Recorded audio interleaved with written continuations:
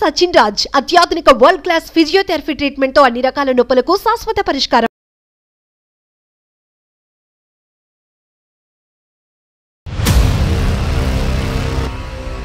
నేను పిల్లల్ని స్కూల్కి తీసుకెళ్తున్నప్పుడు ఆ స్కూల్ టీచర్తో ఒక పొరపాటు జరిగింది మేడం.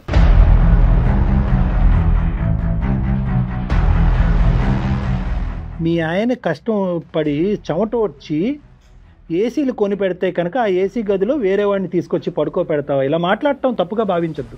అలా ఏం లేదు సార్, నా కాపురం మీరు నన్ను నిలబెట్టండి సార్.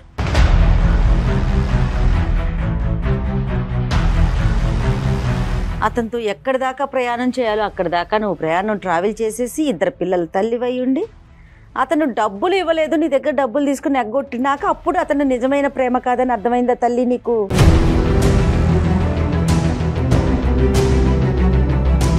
డబ్బులు అనేది ఎందుకు ఇచ్చావు? తనకి లేదు, శాలరీ పడలేదు అని చెప్పేసి అంటే కొంచెం ఫైనాన్షియల్ గా నేను సపోర్ట్ చేశాను. నువ్వు పని చేస్తున్నావా? నా భర్త దగ్గరే నేను డబ్బులు తీసుకుని ఇచ్చాను.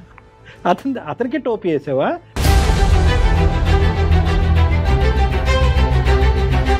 తను మేము వీడియో కాల్ మాట్లాడుకుంది, మాకు తెలియకుండానే ఆటోమేటిక్ రికార్డింగ్ అయిపోయింది. అవన్నీ ఆయన దగ్గర ఉంటే మా నాన్నగారిని పిలిచి మాట్లాడిపించి మరీ తీసుకుని వెళ్ళిపోమని చెప్పన్నారు.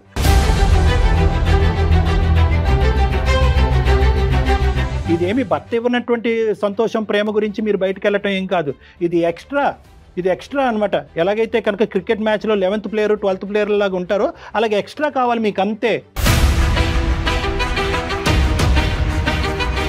నిన్ను చూసిన ప్రతి క్షణం వాడే గుర్తుకొస్తాడు. ఎలా ఉండాలి నేను?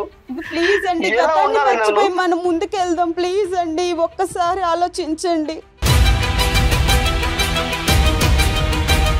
నువ్వు ఒకసారి వాడితో కులికే ముందు, వాడితో ఫోన్ లో మాట్లాడే ముందు, పిల్లలు ఉన్నారు, భర్త ఉన్నాడు, ఒక్కసారి నా గురించి పిల్లల గురించి ఆలోచించా. ఒక్కసారి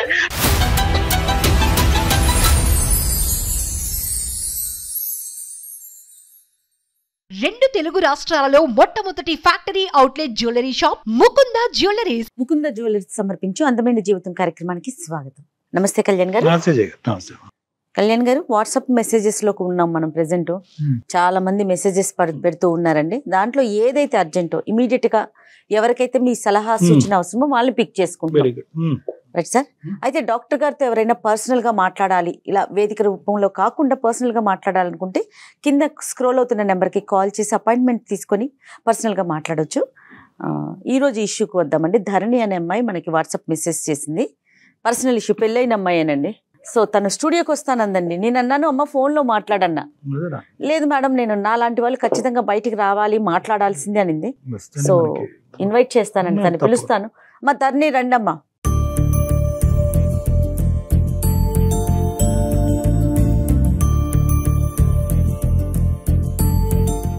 చెప్పమ్మా, ఎక్కడి నుంచి వచ్చారు, ఏంటి? నేను మంగళగిరి నుంచి వచ్చానండి. నా పేరు ధరణి. మా పెళ్లి జరిగి 10 సంవత్సరాలు అవుతుంది. నాకు 2 బాబులు. ఒక బాబు 7 years, ఒక బాబు 6 years అండి. ఏం చదువుకున్నావు తల్లి నువ్వు? డిగ్రీ వరకు చదివాను మేడం. ఇంట్లో చూసిన సంబంధమేనా?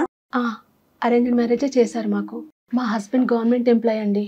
ఏం జరిగిందంటే, నేను పిల్లల్ని స్కూల్కి తీసుకెళ్తున్నప్పుడు ఆ స్కూల్ టీచర్తో ఒక పొరపాటు జరిగింది మేడం. ఆయనతో నా పరిచయాన్ని నేను ప్రేమ అనుకుని గుడ్డిగా నమ్మాను మేడం. ఎన్ని సంవత్సరాల పరిచయం అమ్మా? నాకు అతను 6 నెలలుగా పరిచయం మేడం.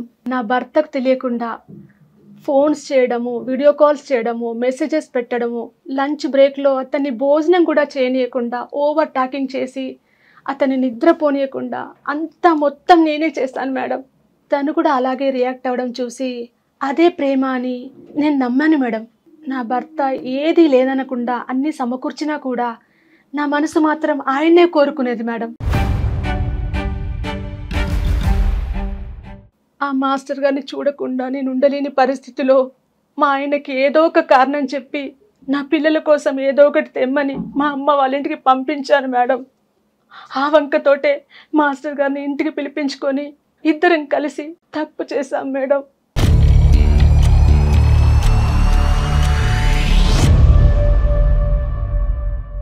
అతనితో నా ప్రేమ బలపడిపోయాక అతని అండ చూసుకొని నా భర్తను లెక్క చేయకుండా నా భర్త చూస్తుండగానే విచ్చలవిడిగా ప్రవర్తించాం మేడం. చాలా బాధ పెట్టాను.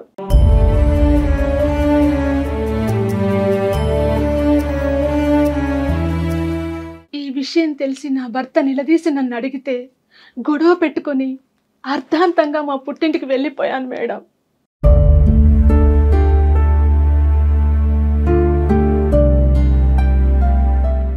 నన్ను మోసం చేసి నా దగ్గర 4 లక్షల రూపాయలు తీసుకొని నా నంబర్ బ్లాక్ లిస్ట్లో పెట్టాడు మేడం. పైగా ఉద్యోగానికి ట్రాన్స్ఫర్ వేయించుకొని 100 కిలోమీటర్ల దూరంలోకి వెళ్ళిపోయాడు మేడం. ఫోన్ చేస్తే స్విచ్ ఆఫ్. మోసపోయాను మేడం.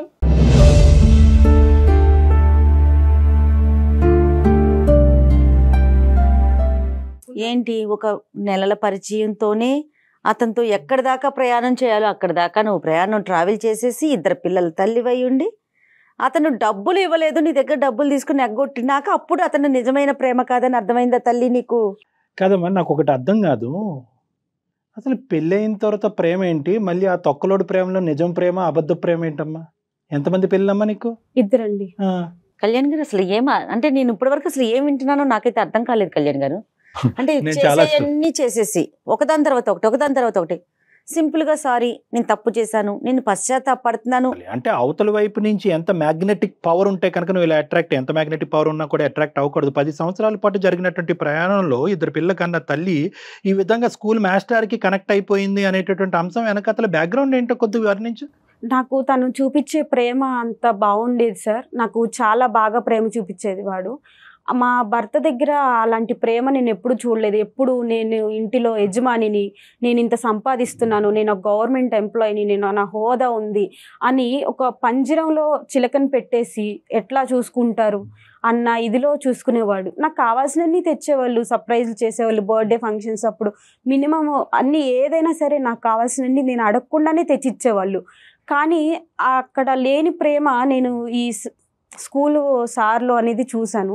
అతని ప్రేమకి నేను కనెక్ట్ అయిపోయి అలా ఎక్కువ ప్రేమ చూపించడం వల్ల బెస్ట్ ఏంటంటే మీలాంటి వాళ్ళు మీ మొగుళ్ళని VRSలు తీసుకోమని చెప్పాలన్నమాట. VRSలు తీసేసుకుని నా పక్కనే ఇలా అతుక్కున్నట్టు కూర్చోరా బాబు, నా చేయి పట్టుకునే ఉండు అని అది కోరుంటే కనుక చేసి ఉండేవాడేమో.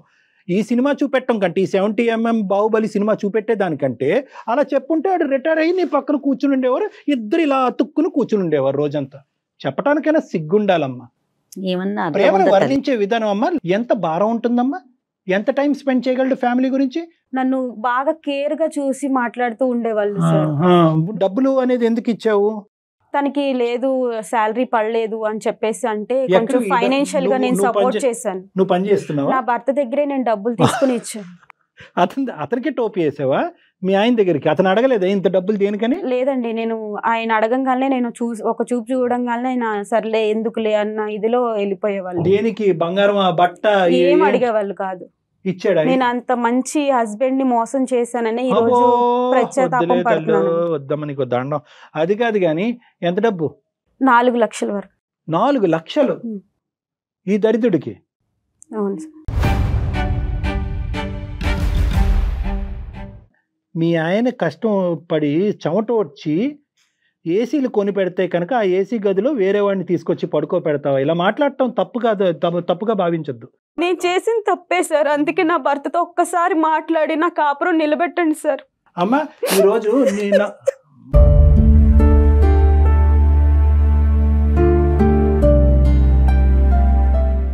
తప్పు ఒప్పుకోవడానికి వచ్చాను సార్, దయచేసి నా కాపురం నిలబెట్టండి సార్. మేడం అమ్మా అవన్నీ చేద్దాంలే, కాపురం నిలబెట్టక మేమేం చేయగలం కానీ పిల్లలు ఎక్కడున్నారమ్మా? అవి చాలా తప్పుగా అడుగుతాను, ఏమనుకోవద్దు. మీరు ఈ ఇంట్లోనే ఉన్నాం సార్. మా నాన్నగారిని పిలిపించి కూడా అతను మాట్లాడి మెసేజ్లు అవన్నీ కూడా కలెక్ట్ చేసుకుని పెట్టుకున్నారు. ఎవరు? మా హస్బెండ్. ఎవిడెన్స్లు ఉన్నాయి ఆయన దగ్గర. ఆధారాలు ఏమేమి ఉన్నాయి? కాల్ రికార్డ్స్ అవన్నీ ఉన్నాయి, మెసేజ్లు అన్ని స్క్రీన్ షాట్స్ ఉన్నాయి. మేము వీడియో కాల్ మాట్లాడుకుంది మాకు తెలియకుండానే ఆటోమేటిక్ రికార్డింగ్ అయిపోయింది. అవన్నీ ఆయన దగ్గర ఉంటే మా నాన్నగారిని పిలిచి మాట్లాడిపిచ్చి మరీ తీసుకుని వెళ్ళిపోమని చెప్పన్నారు. సరే నేను ఆ రోజు అతను ఉన్నాడు కదా అని ధైర్యంతో నేను తెగిచ్చేసి నేను అతనితోనే ఉంటాను అని చెప్పి నా పిల్లల్ని తీసుకుని వెళ్ళిపోయాను. భర్త మిమ్మల్ని అడిగారు? మీ ఆయన నిన్ను అడిగారు? అడిగారు. అడిగి మా నాన్నగారిని పిలిచి మాట్లాడి పంపించేశారు. ఆ తర్వాత నేను వెళ్ళిపోయాను. సరే నేను నిజాన్ని ఒప్పుకున్నాను. అవును, అతనికి నాకు రిలేషన్ ఉంది, నువ్వేం చేయలేవు, నువ్వు ప్రేమ చూపించలేదని నేను 4-5 ఎక్కువగా మాట్లాడేసి నా భర్త మనసును బాధ పెట్టి మరీ నేను పుట్టింటికి నా పిల్లల్ని తీసుకుని వెళ్ళిపోయాను. పుట్టింట్లో మీ అమ్మ వాళ్ళు ఏం అడగలేదా నువ్వు ఎందుకు వచ్చేసావు పిల్లల్ని ఇప్పుడు తీసుకుని? అడుగుతున్నారు. ప్రతి ఒక్క ఫంక్షన్స్ కి వెళ్ళినా ఎక్కడికి వెళ్ళినా అందరూ నన్ను చీప్ గా చూస్తున్నారు. అదండి నేను చేసిన తప్పు అని ఈ రోజు నేను తెలుసుకుని ఇక్కడికి రావడం జరిగింది. ఇప్పుడు ఆ అమ్మాయి వెళ్ళిపోయిన ఒక 6 నెలల్లో తను పడుతున్న ఇబ్బందుల వల్ల రియలైజ్ అవుతోందండి. ఏం తెలుసుకున్నాను, తప్పు నా తెలుసుకున్నాను. పిల్లలకి తండ్రి కావాలి. అమ్మ నీ పిల్లలకి తండ్రి కావాలి, నీకు భర్త కావాలి, నువ్వేమో వచ్చి వేరే వాళ్ళకి కావాలి. ఏందో మీ దరిద్రం. లేదండి, అది కాదు, తప్పు వినండి. తెలుసుకున్నా. అతను నన్ను వదిలేసి వెళ్ళిపోయాడు. అది ప్రేమ, తప్పు ఎప్పుడు నిజమైన తెలుసుకున్నావు ప్రేమ అన్నది point. కాదని నేను నో తెలుసుకున్నాను. Madam, I think I have to correct you before I speak to your husband. చాలా ఇంపార్టెంట్. నిన్ను మార్చిన తర్వాత నీ భర్తతో మాట్లాడాలి. ఎంతవరకు తప్పు తెలుసుకున్నావు? ఈ రోజు ఆ మానవాడు ట్రాన్స్ఫర్ కాకుండా అక్కడే ఉండి ఇంకొక 6 లక్షలు మీ దగ్గర నుంచి పిండి ఉంటే కనుక అప్పుడు తెలుసుకుని ఉండేదానివా? 10 లక్షలు పిండి ఉంటే ఇప్పుడు ఆ మనిషి డబ్బులు తీసుకున్నాడు, శారీరకంగా నీ వల్ల సుఖపడ్డాడు, వాడు ఎక్కడున్నాడో తెలియదు, ఈ రోజు అక్కడి నుంచి తప్పించుకుని పారిపోయాడు. కాబట్టి ఇంటికెళ్ళి పుట్టింటికెళ్ళి పిల్లలతో పాటు ఉండటం అనేది ఇరుగు పొరుగు వాళ్ళు అవమానకరంగా అడుగుతున్నారు కాబట్టి ఈ రోజు ఇక్కడ కూర్చో. కరెక్ట్ కళ్యాణ్ గారు. See, the concept is very clear అమ్మ. ఇక్కడ తప్పు దయచేసి నా కాపురాన్ని నిలబెట్టండి సార్. అమ్మ నిలబెడతాం, అది కాదు, వినండి. ఒక 2 నిమిషాలు వింటే మీలో వచ్చే మార్పు బట్టి అతనికి ఇచ్చే సజెషన్. ఇప్పుడు కేవలం అయ్యా మీ ఆవిడ ఇక్కడికి వచ్చింది, ఇక్కడికి వచ్చి ఓ కన్నీరుగా ఏడుస్తుంది కాబట్టి మీరిద్దరు కలిసి ప్రయాణం చేసేసేయండి, గతం అని వదిలేసేయండి అని చెప్పేస్తాను అనుకున్నావు అందమైన జీవితంలో. అది కాదు కథ. ఇక్కడ నీ తప్పు ఎందుకు జరిగింది, ఎలా జరిగింది, నువ్వు ఎంతవరకు రియలైజ్ అయినా. రేపొద్దున మళ్ళీ వస్తాడు, ఇంకో స్కూల్లో వస్తాడు, ఈ స్కూల్లో రాడు. నీ ఫోన్ నెంబర్ ఉంది, నీ ఇంటి అడ్రస్ కూడా ఉంది అతని దగ్గర. అది దరిద్రం ఇక్కడ. ఇప్పుడు ఫోన్ నెంబర్ ఒకటే ఉంటే కనుక నెంబర్లు మార్చుకోవచ్చు. ఏం చెప్తావు ధరణి, ఏమని చెప్తావు? ఇప్పుడు ఏం చెప్పగలవు చూడు. నేను ఈ రోజు తప్పు చేసి ఇక్కడ కూర్చున్నానంటే నా భర్త తప్పు ఏమీ లేదంటున్నారు డాక్టర్ గారు. ఉందండి, ఆయన తప్పు కూడా ఉంది. ఆయన తప్పు చేయలేదా? బయట చేస్తారు ఖచ్చితంగా. ఆయన మనకు నగలు కొనిపించారు, 1,50,000 జీతం, గవర్నమెంట్ ఎంప్లాయ్ అనేది కాదు. ప్రేమ అనేది ఉండాలి కదండి. ఆ ప్రేమ లేదు, అతన్ని నన్ను సరిగ్గా పట్టించుకోకపోవడం. ఎన్నిసార్లు అడిగావమ్మా ధరణి, నాకు ప్రేమ లభించట్లేదు, నీ బంగారం వద్దు, నీ బట్టలు వద్దు, ఇవేమి వద్దు, నువ్వు పక్కన కూర్చొని నన్ను ప్రేమిస్తే చాలు అనేది ఎన్నిసార్లు నీ భర్తకి చెప్పావు నువ్వు?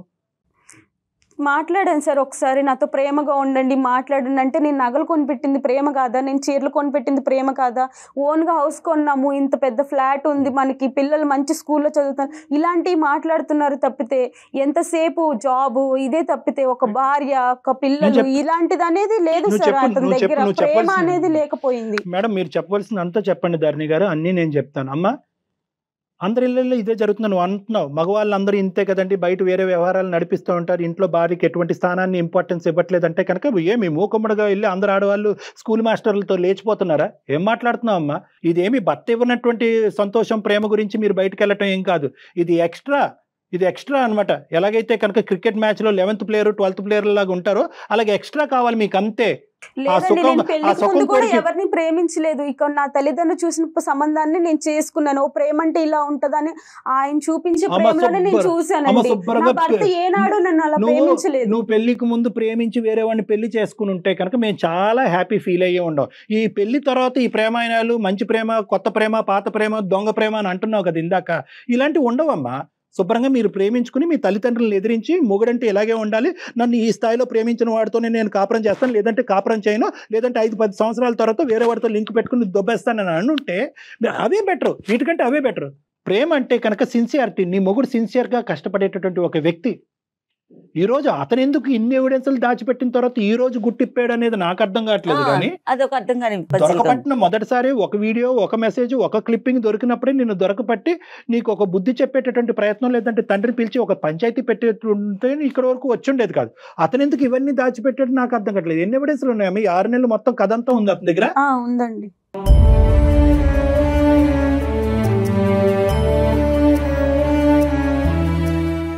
మొత్తం మీరు చేసిన ప్రయాణం అంతా ఉంది, వీడియోలు, మెసేజ్లు, ఫోన్ కాల్స్ అన్ని ఉన్నాయి. నిన్నెప్పుడు అడిగాడు? ఇవన్నీ దొరికిన తర్వాత ఇప్పుడు 6 నెలల తర్వాత అడిగాడా? నిన్ను కూడా మొదట అడిగాడా? ఎన్నిసార్లు అడిగాడు? ఒకసారి అడిగారు, మా నాన్నగారిని పిలిచి మాట్లాడారు. ఇంకా అదే ఫైనల్. నాతో ఇంట్లో ఒకటి డిస్కషన్ జరిగింది. ఆ తర్వాత మా నాన్నగారికి ఫోన్ చేసి పిలిపించి మాట్లాడి పంపించడం జరిగింది సార్. ఇక్కడ మా హస్బెండ్ గారికి ఎప్పటి నుంచి కొంచెం ఎక్కడ తప్పు దొరికితే మనము ఎప్పుడు బ్లేమ్ చేద్దామా అనే కాన్సెప్ట్ లో ఉంటారు. విడిగా మిమ్మల్ని ఇంట్లో కూడా అంతే. ఇంట్లో కూడా అంతే మేడం. వంటగదిలో ఏదైనా చిన్న మిస్టేక్ జరిగినా దాని గురించి ఒక 10 నిమిషాలు క్లాస్ తీసుకుంటారు. అదే 10 నిమిషాలు నాతో ఆప్యాయంగా ప్రేమగా మాట్లాడితే బాగుండేది. ఈరోజు నా జీవితం ఇలా అయ్యేది కాదు, నేను ఇలా బాధపడేదాన్ని కాదు, నా పిల్లలకి అన్యాయం జరిగేది కాదు, నాకు ఇలా జరిగేది కాదని నేను ఇప్పుడు ఫీల్ అవుతున్నాను.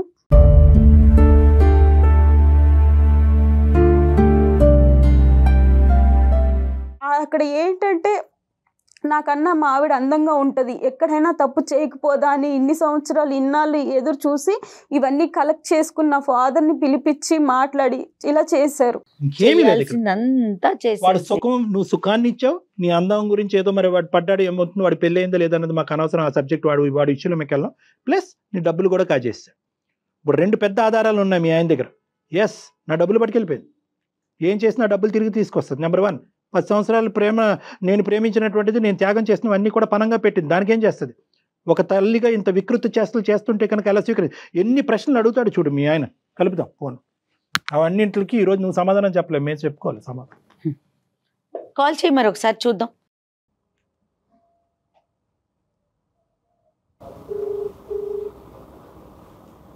స్పీకర్ స్పీకర్ పెట్టమ్మా. చెప్పమ్మా, నువ్వు ఇట్లా కొంచెం మాట్లాడి. హలో హలో హలో, నేను ధర్నీని మాట్లాడుతున్నానండి. చెప్పే ఏంటో. ఒకసారి నేను ఇక్కడ అందమైన జీవితం ప్రోగ్రామ్కి వచ్చాను, సుమన్ టీవీ. నమస్తే అండి. నమస్తే అండి, ఫోన్ అక్కడ పెట్టమ్మా. నమస్తే అండి, నేను జయానండి, సుమన్ టీవీ అందమైన జీవితం ప్రోగ్రామ్ నుంచి. నాతో పాటు డాక్టర్ కళ్యాణ్ చక్రవర్తి గారు కూడా ఉన్నారు. నమస్కారం అండి. పేరేంటమ్మా? నమస్కారం సార్. నమస్కారం అండి. రవి గారు నమస్తే అండి. సారీ అండి, మీకు తెలియకుండా మీతో అంటే ఫోన్ లైన్లోకి తీసుకున్నాం మిమ్మల్ని. మీ భార్య మాకు వాట్సాప్ మెసేజ్ పెట్టారు, జరిగిన తప్పు గురించి. దాన్ని మళ్ళీ పదే పదే మాట్లాడలేకపోతున్నా నేనైతే. దాని గురించి సార్ మీరు తప్పు అంటున్నారు, చేసింది మామూలు తప్పు కాదు మేడం. అవునండి, అవును, క్షమించడానికి తప్పండి. కరెక్టేనండి, కరెక్టే. మేడం గారు, నేను ఇన్నాళ్ళు పిల్లల ముఖం చూసేసి మారుతుందిలే అని చెప్పి చాలా ఓపిక పట్టానండి. కానీ అది మారడం పట్టుకుని పెట్టేసి వాడితో ఫోన్ లో మాట్లాడటము నాకు కళ్ళారు చూశానండి. సాక్ష్యాలు నా దగ్గర ఉన్నాయండి. నమస్తే రవి గారు. నమస్తే సార్. నమస్కారం సార్. అసలు ఏమి అడగాలో కూడా నాకు అర్థం కావట్లేదు రవి గారు. ఎందుకంటే ఏమండి తప్పు అయిపోయిందండి అంటే మేమెవరో చెప్పడానికి, తప్పు ఒప్పు అయిందో ఒప్పు తప్పు అయిందో అని చెప్పడానికి మేమెవరు? అనుభవించేటటువంటి మీరు చెప్పాలి. ఆవిడని క్షమిస్తారా, మళ్ళీ ఆవిడ ఇంట్లో రాబట్టుకుంటారా, పిల్లలకు ఒక తండ్రిగా నిలబడతారా లేదా? So what ever is coming from our direction Ravi గారు ఈజ్ ఎ రిక్వెస్ట్. అంతే సార్. నా జీతంలో సగం దానికి ఖర్చు పెట్టాను సార్. దానికి ఏం లోటు చేశాను సార్? నేను ఏం లోటు చేశాను సార్?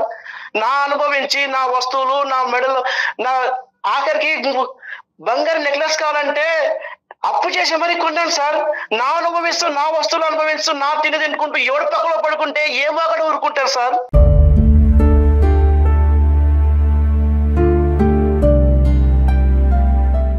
మీరు ఆలోచించాలి సార్ ఒక్కసారి. సార్ నేను తట్టుకునే నా అంత శక్తి లేదు సార్.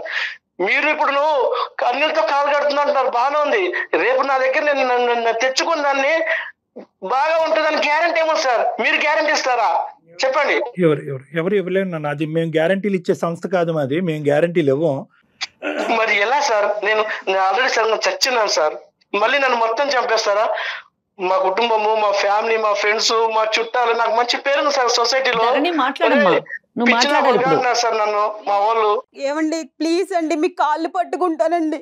మన పిల్లలకి మనకి మంచి జీవితం ఉందని నేను ఇప్పుడు అర్థం చేసుకున్నానండి. అందుకే నేను ఇక్కడ మాట్లాడడం జరుగుతుంది. ప్లీజ్ అండి క్షమించండి, ఒక్కసారికి నన్ను క్షమించండి. జీవితంలో మళ్ళీ తప్పు చేయను ప్లీజ్ అండి. ఈ ఒక్కసారి ఏమండి, నేనంత పెద్ద మనిషి చేయలేనే, నాకంత ఓపిక లేదే. ఒక్కసారి ఆలోచించండి. నేను ఆలోచించక మీరు ఆలోచించక ఏమండి ప్లీజ్ అండి. నువ్వు ఒకసారి వాడితో కులికే ముందు, వాడితో ఫోన్ లో మాట్లాడే ముందు, పిల్లలు ఉన్నారు, భర్త ఉన్నాడు, ఒక్కసారి నా గురించి, పిల్లల గురించి ఆలోచించావు ఒక్కసారి. నేను ఏ తప్పు చేయనండి, మీరు చెప్పినట్టు వింటాను, మీతోనే ఉంటాను, మన పిల్లలు మనం సంతోషంగా ఉందామండి ప్లీజ్ అండి. నిన్ను చూసిన ప్రతి క్షణం వాడే గుర్తుకొస్తాడు. ఎలా ఉండాలి నేను? ప్లీజ్ అండి, గతాన్ని మర్చిపోయి మనం ముందుకెళ్దాం ప్లీజ్ అండి. ఒక్కసారి ఆలోచించండి, నన్ను క్షమించండి, అవన్నీ తీసేయండి. ఒక్క నిమిషం ధరణి చెప్పు రవి. సాక్ష్యాధారాలు ఎందుకు చూపెట్టారు? అప్పుడే ఎందుకు చూపెట్టారు? 6 నెలలు బట్టి ఎందుకు వెయిట్ చేశారు రవి మీరు? సార్ నేను ఎప్పుడు అడుగుదాం అనుకున్నాను సార్. ఓపిక పట్టాను సార్, మారిపోతుందిలే, ఈ రోజు కాకపోతే రేపు మారిపోతుందిలే, చెప్పుడు మాటలు విని ఇలా చెడిపోతుంది అని చెప్పి ఓపిక పట్టాను సార్. నేను నాకు ఒక ఆధారం చాలు కదా, 100 ఆధారాలు ఎందుకు దానికి? 6 నెలల దాకా వెయిట్ చేయాల్సిన అవసరం ఏముందండి? ఒక్క ఆధారం ఉంటే చాలు కదా నిలదీయటానికి. మీరు ఎందుకు ఈ ఎవిడెన్స్ కలెక్షన్ లో ఎందుకు బిజీ అయ్యారు మీరు? సార్ ఈ ఆడవాళ్ళ గురించి మీకు తెలియదు సార్, గతంలో మా అన్నయ్యకి ఇలాగే జరిగింది సార్. అందుకే ఈ సాక్ష్యాధారాలు అన్ని సేకరించి వాళ్ళ నాన్నకు చూపించాను. ఆ పెద్ద మనిషి ఏమంటున్నాడు, బాబు నీ ఇష్టం అని చెప్తున్నాడు సార్. ఇంకా నేను ఏం చేయాలి? నేను ఇప్పుడు నాకు ఒకటే మార్గం సార్, నాకు ఇంకో వేరే పెళ్లి మార్గం తప్ప ఇంకేది సార్. మీరు ఇప్పుడు మమ్మల్ని కలిసిపోమంటున్నారు, వాళ్ళని చూసిన ప్రతిసారి నాకు వాడే గుర్తుకొస్తారు సార్. ఎలా కాపురం చేయాలి సార్ నేను? ఆ పెళ్లి అనే ఆలోచన తీసేయండి, నేను మీతో మంచిగా ఉంటాను, ఇక మీదట మనం అందరం కలిసి ఉందాం. నన్ను ఒక్కసారి క్షమించండి, నా తప్పు అయిపోయింది, నేను తప్పు తెలుసుకున్నానండి, నేను కళ్ళు నెత్తికెక్కి మిమ్మల్ని వదిలేసి వెళ్ళానండి, నన్ను క్షమించండి.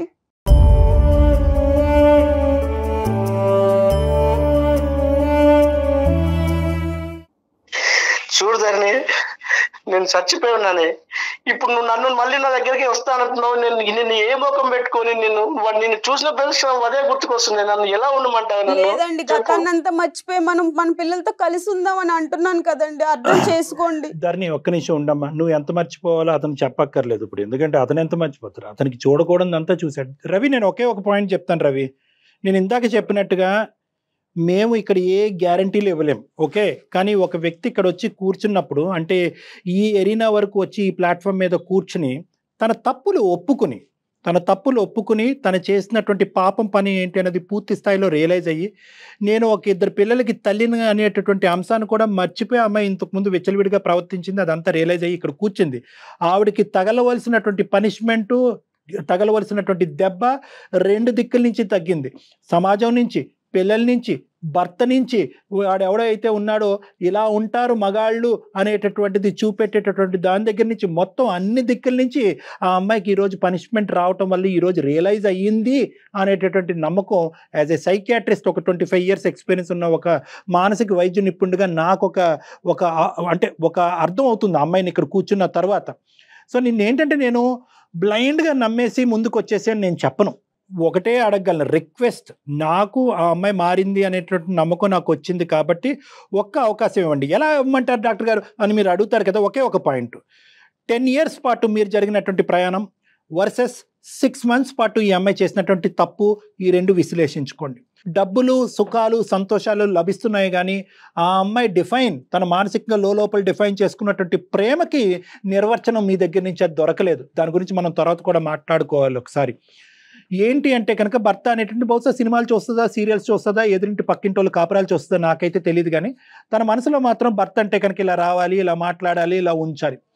అలా కాకుండానే అందంగా ఉన్న నువ్వు నా చేయి దాటిపోతావు అనేటటువంటి అభద్రతతో మీరు ఉండటము, నువ్వు బయటకు వెళ్తే కనుక ఏ విధంగా ఉంటావు అనేటటువంటి ఆలోచనతో ఉండటం వల్ల ఆ అమ్మాయి ఆశించినటువంటిది, అయినా కానీ ఆ అమ్మాయి చేసినటువంటి తప్పుని నేను సమర్థించట్లేదు కానీ అటువంటిది లభించకపోవటం అనేది ఒక ఎత్తు అయితే కనుక ఈ అమ్మాయి లోపాలని స్టూడెంట్ క్లాసుల కంటే ఈ అమ్మాయిని కౌన్సిలింగ్ చేసుకుంటూ ఈ అమ్మాయి దగ్గర నుంచి మొత్తం ఇన్పుట్ అంతా కూడా ఒక నీచుడు రాబట్టుకున్నాడు.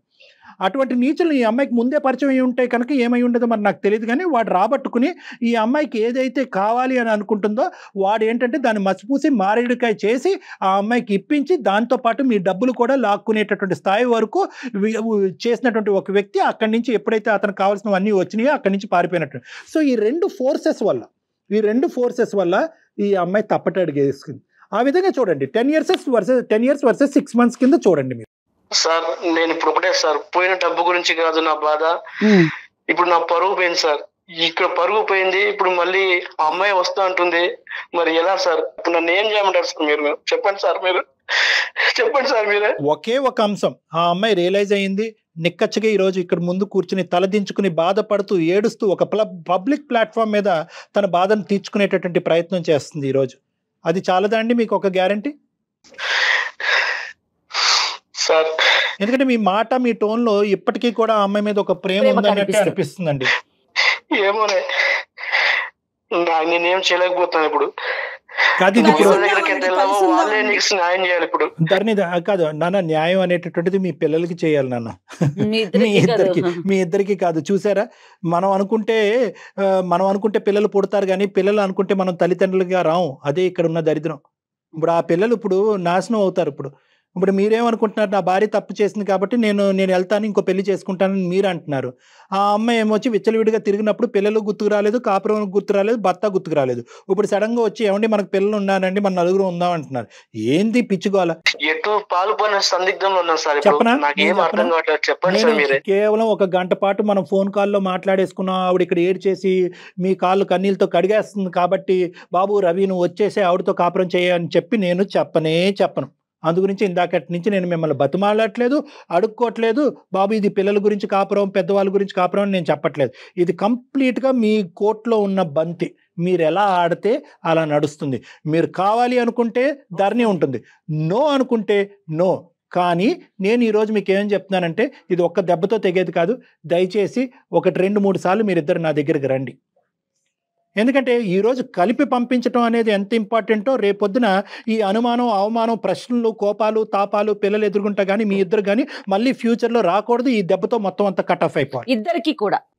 సార్ నేను ఒకటే సార్, ఇన్నాళ్ళుగా అది ఇంటి నుంచి పోయింది, ఎక్కడ తిరిగిందో నాకు తెలియదు. కానీ ఇప్పుడు మీ ముందుకు వచ్చి ఇప్పుడు నన్ను మళ్ళీ ఇంటికి వస్తానంటుంది సార్. అది మారిందని నమ్మకం నాలో కలుగుతుంది. ఎందుకంటే మీరు మీ మాటలు వింటుంటే నాకు ఎక్కడో ఏదో ఒక ఆశ సార్. సంతోషం. సంసారం పైన చిన్న ఆశ కలుగుతుంది సార్. మీరు మాట్లాడుతున్నారు ఒకే ఒక ఆశ సార్, ఒకటే ఒక ఆశ. ఖచ్చితంగా అండి, ఖచ్చితంగా. ఒక పని చేయండి, ముందు పిల్లల్ని మీ అత్తగారింట్లోనే ఉంచి 1, 2, 3 రోజులు మీరు ఎక్కడికైనా బయటకు వెళ్ళి ఏదైనా మీకు ఇష్టమైన దైవాన్ని దర్శించుకొని తర్వాత కళ్యాణ్ గారిని కలవండి. ఆయనతో ఆయన అపాయింట్మెంట్ తీసుకొని ఒక 2, 3 సార్లు కలిసిన తరువాత చక్కగా మళ్ళీ కొత్త జీవితాన్ని స్టార్ట్ చేయండి. రవి గారు, ఇప్పుడు ఇది ఎవ్వరికీ తెలియదు. ఎందుకంటే ఇలాంటి అంశాలు ఎప్పుడైతే గుట్టు రట్టు అవుతుందో అప్పుడు కాస్త ఇది బిగించడం కానీ కలపటం చాలా కష్టం. ఇక్కడ ఎక్కడికి వెళ్ళలేదు. కేవలం ధరణి వాళ్ళ తండ్రి గారికి తెలుసు, మీ ఫ్యామిలీ మెంబర్స్ తెలుసు, దానికి మించి కుటుంబ సభ్యులు ఎవరికి తెలియదు. ఎవరికి తెలియదు, ఎట్టి పరిస్థితుల్లో తెలియదండి. చెప్పండి మేడం. దానికి ఆ ఎష్యూరెన్స్ మేము ఇస్తామండి. ధరణి అంటే తను ఫిజికల్ గా ఇక్కడ ఉన్నా కూడా తను కనిపించకుండా తగిన జాగ్రత్తలు మేము తీసుకుంటాము. పేరు కూడా తను నేను ఒరిజినల్ గా మాట్లాడేస్తాను అన్నా కూడా మేము సుమన్ టీవీ తరపున వద్దమ్మా అట్లా రాకూడదు, అది నీకు మంచిది కాదని చెప్పి తన పేరును కూడా మార్చాము. తన ఫేస్ కూడా క్లియర్ గా కనిపించకుండా అన్ని జాగ్రత్తలు తీసుకున్నామండి. అసలు ఆ విషయానికి మీరు ఎటువంటి సందేహం పడొద్దండి. ఈ డిస్కషన్ కూడా ఏదైతే ఉందో, ఏదున్నా మీరు ఆవిడని అడగవలసిన ప్రశ్నలు, ఆవిడ మిమ్మల్ని అడగవలసిన ప్రశ్నలు ఏదన్నా కూడా నా రూమ్ లోనే నడవనియండి 1, 2, 3 సార్లు. అప్పుడు ఏంటంటే అన్ని సమాధానాలకు ఒక మీడియేషన్ ఉంటుంది కాబట్టి గొడవలు కాస్త, భావోద్రేకాలు కాస్త ఇంకో స్థాయికి వెళ్లకుండా నిలవరించేటటువంటి వాళ్ళు అవుతాం. మీ భార్యను ఎప్పుడైతే మీరు సపోర్ట్ చేసుకుంటారో వేరే వాళ్ళు మీ బ్రెయిన్ లో వేరే విషబీజం నాటకుండా ఉంటారు. ఎందుకంటే రేపొద్దున నేను మారుస్తాను, ఆవిడని మారుస్తాను, మిమ్మల్ని ఇద్దరిని కలిపి పంపిస్తాను, ఏంటంటే నీ భార్య అలాగే ఉందా ఇంకోలా ఉందా అని ఎవరిని అడిగితే కనుక మళ్ళీ కథ మొదటికి వస్తుంది. కాబట్టి ఏంటంటే మీ కౌన్సిలింగ్ ఎంత ఇంపార్టెంటో వేరే వాళ్ళ నోర్లు మూయించడం కూడా అంతే ఇంపార్టెంట్. ఆ భాగం మీరు చూసుకోండి, మీ ఇద్దరు భాగం నేను చూసుకుంటాను. వేరే వాళ్ళంటే మీ పేరెంట్స్ ఏనండి, ఇంకెవరో ఉండరు. తను మనసు మార్చుకొని తను మారిందని ఒక్కసే సార్, ఆ ఒక్క మాట నాకు హ్యాపీగా, నాకు సంతోషం ఇస్తుంది సార్. ఆ నమ్మకం సార్. సార్ మీ సమక్షంలో తను మారిందని ఒప్పుకుంటుంది సార్, తప్పు తెలుసుకుంటుంది సార్. నాకు అదే సార్, అదే ఒక్కటి నమ్మకం చాలు సార్ నాకు. సంతోషం అండి. ఇది అయిపోయాక ఒకసారి మాట్లాడదామండి, డాక్టర్ గారిని కలుద్దురు గాని. దాని తర్వాత చక్కగా కొత్త జీవితాన్ని ప్రారంభించండి. ఖచ్చితంగా మేడం, ఖచ్చితంగా. థ్యాంక్ యూ సో మచ్ అండి, చాలా హ్యాపీగా అనిపిస్తోంది. ఎందుకంటే ఒక చిన్న సలహాతో మార్పు వచ్చి మీరు యాక్సెప్ట్ చేశారు. Thank you madam. Thank you అండి. రవి గారు నమస్తే. థ్యాంక్ యూ అండి. నమస్తే. చెప్తారండి. ఏం లేదు రవి గారు, మీరు ఫోన్ పెట్టేసేయండి. థ్యాంక్ యూ అండి, మనం మళ్ళీ కలుద్దాం. నేను ఫోన్ పెట్టేమని ఎందుకన్నా తెలుసా ధరణి, మిమ్మల్ని కలిపినంత మాత్రాన నీ తప్పుని నేను క్షమిస్తున్నట్టు కాదు. ఎందుకంటే క్షమిస్తే కనుక ఇదే పరిపాటి అయిపోతుంది, సమాజంలో ఇదే అలవాటు అయిపోతుంది. అందుగురించి అతను ఫోన్ కట్ చేయమని చెప్పి నేను నీతో మాట్లాడుతున్నాను. ఏమనుకుంటారు, ఆ తప్పు చేస్తాం కదా, సారీ చెప్పేసాం కదా, లేదంటే అందమైన జీవితంకి వచ్చి జయ గారిని డాక్టర్ కళ్యాణ్ చక్రవర్తి దగ్గర చెప్పేసాం కదా, మళ్ళీ కుటుంబాలను కలిపేస్తారు. నో అమ్మా, తప్పు జరగకూడదు. ఏ కారణం జరగకుండా చూసుకుంటాను సార్. తప్పు జరగకూడదు. నీ ద్వారా ఏంటంటే నీ ద్వారా లక్షల మంది ప్రేక్షకులకు మనం చెప్పేటటువంటిది ఏంటంటే కనుక, తప్పు అయిపోయిన తర్వాత కాళ్ళు పట్టుకుంటాను, అపాలజీలు చెప్పుకుంటాను, పిల్లలు నాశనం అయిపోతారు అనేటటువంటిది. మనం తప్పు చేస్తున్నప్పుడే ఈ వేరే వాళ్ళు కాళ్ళు పట్టుకునేటటువంటి అవసరం ఉండకూడదు. పిల్లల భవిష్యత్తు గురించి ఉండేటటువంటి ఆలోచన ఆ సమయంలో ఉంటే కనుక తప్పులు జరగవు. కాబట్టి అందరికీ నేను చెప్పేది ఏంటంటే పరిణామాలు ఆలోచిస్తూ ముందుకెళ్ళండి, సమస్యలు రావు. థ్యాంక్ యూ కళ్యాణ్ గారు, థ్యాంక్ యూ అండి.